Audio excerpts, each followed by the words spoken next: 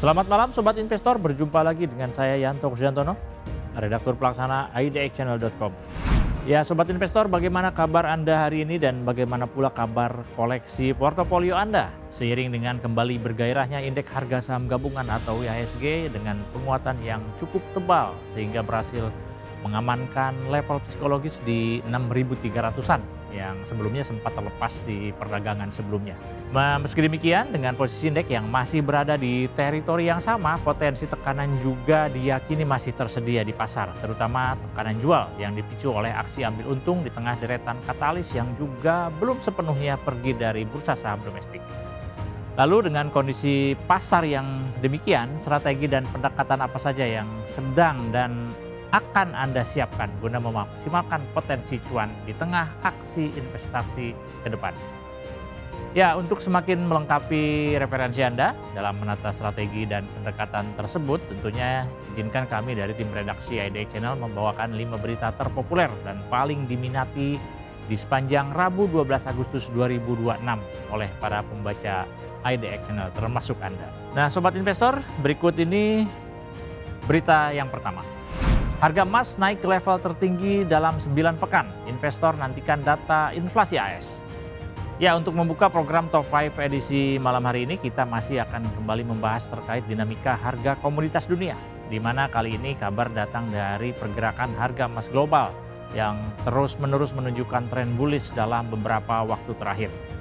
Minat membaca IDX Channel atas lonjakan harga emas ini rupanya juga masih cukup besar yang terlihat dari kembali masuknya berita ini dalam daftar berita terpopuler di IDX Channel dalam 2 hari berturut-turut. Nah, hal ini tentu menunjukkan bahwa traffic keterbacaan atas berita di atas masih demikian tinggi sehingga menginjak hari yang kedua setelah diterbitkan. Sebagaimana diberitakan sebelumnya, lonjakan harga emas global yang terpantau masih terus terjadi dan bahkan sukses bertahan dalam 9 pekan terakhir. Dalam pandangan sejumlah analis di pasar komoditas global, laju penguatan emas kali ini lebih banyak dipicu oleh momentum bullish yang berhasil tercipta sehingga mempengaruhi kondisi mental pasar karena mereka khawatir bakal tertinggal gelombang tren yang terjadi atau yang biasa disebut fenomena fear of missing out atau FOMO.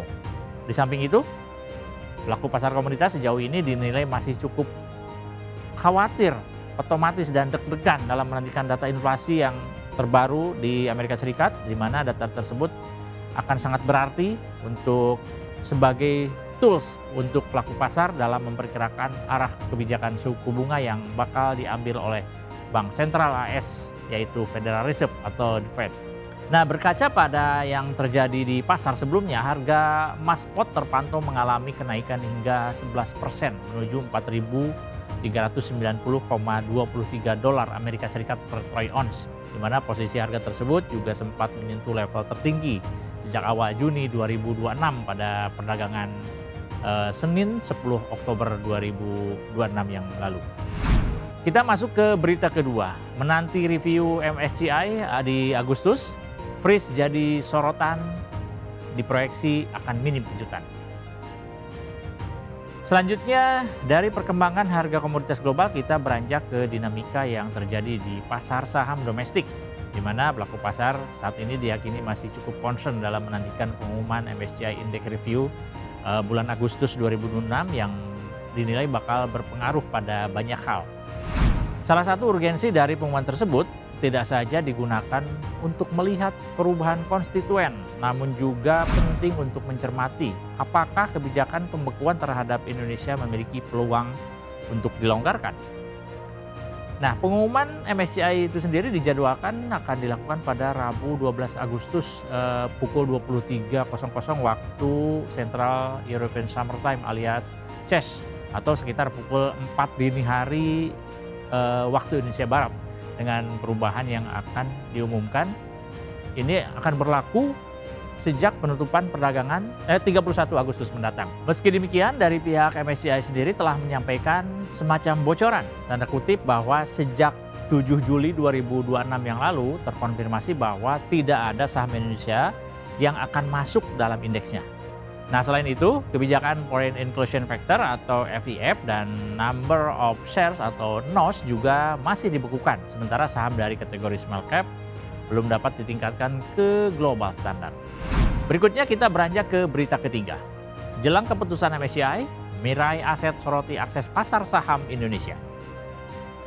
Masih melanjutkan perbincangan terkait pengumuman MSCI, kita kini beranjak kepada sudut pandang dari kalangan sekuritas dan aset manajemen yang kali ini datang dari PT Mirai Aset Sekuritas Indonesia yang mereka menilai bahwa perhatian pelaku pasar tidak hanya akan tertuju pada potensi perubahan komposisi indeks, melainkan juga berkaitan dengan arah kebijakan MSCI terhadap aksesibilitas dan investability pasar saham di Indonesia.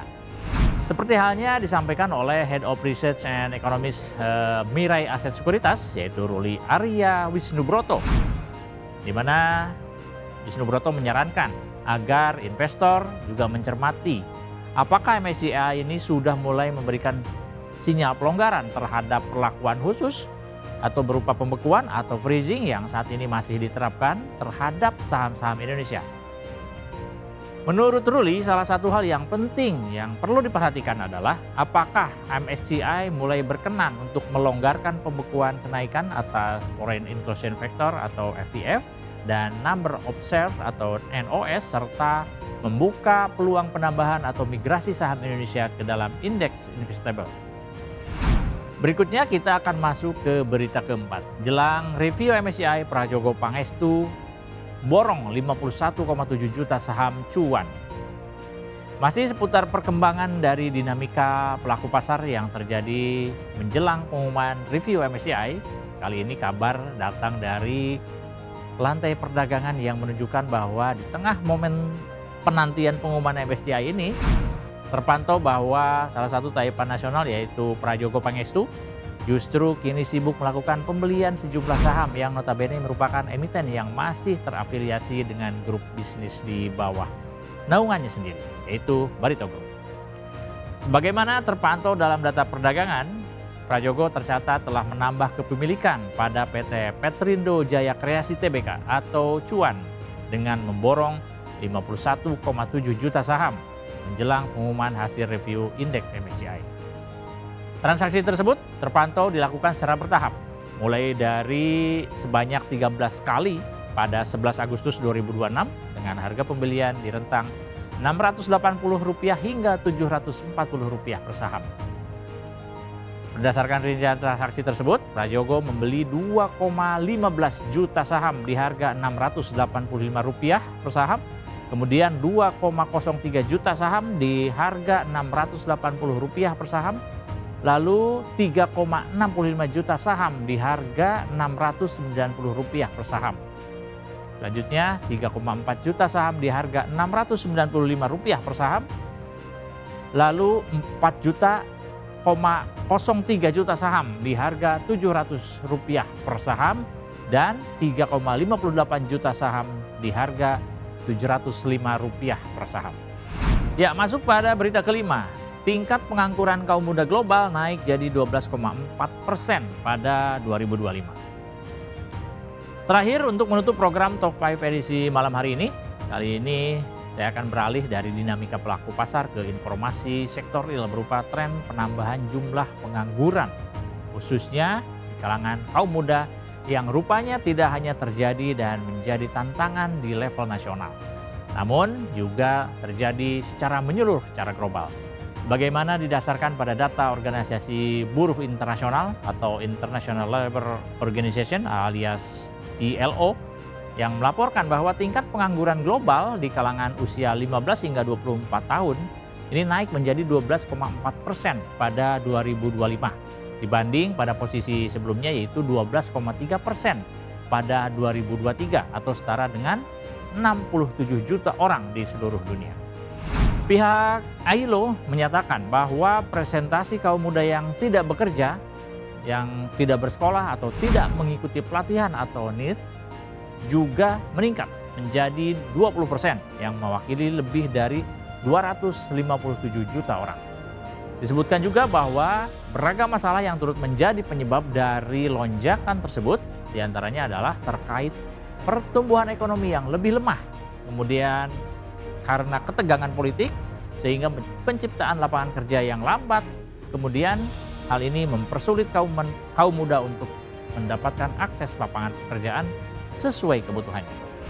Ya, demikian Top 5 IDX Channel edisi kali ini. Saya Yanto Kristiantono pamit undur diri. Semoga segala berita dan informasi yang telah kami sampaikan dapat menjadi gambaran serta tambahan pertimbangan yang bermanfaat dan membantu Anda, sobat investor sekalian.